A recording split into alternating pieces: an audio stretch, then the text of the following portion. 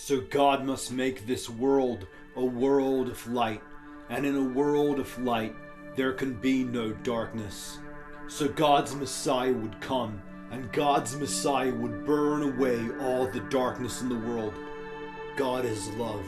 It is not God's will for anyone to perish, but if anyone is living in darkness, then they will perish in the darkness.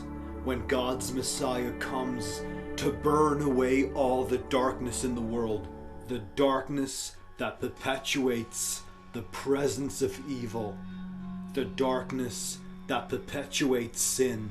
Darkness leads us to sin, and sin leads us to darkness. Darkness leads us to sin, and sin leads us to darkness.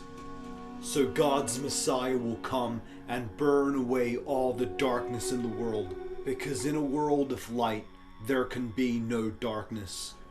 So John the Baptist was being used by God to express God's desire that people turn away from the path of sin and darkness and turn towards the path of righteousness, because God's righteous one was coming into the world.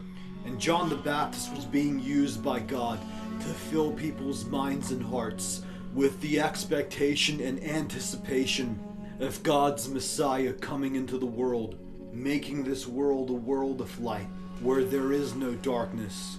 People listening to John would have been consumed by this desire to turn away from the darkness and to turn towards God's light, so that when God's Messiah comes to burn away all the darkness in the world, those listening to God's word would have already turned away from the darkness, so that they would not perish in the darkness.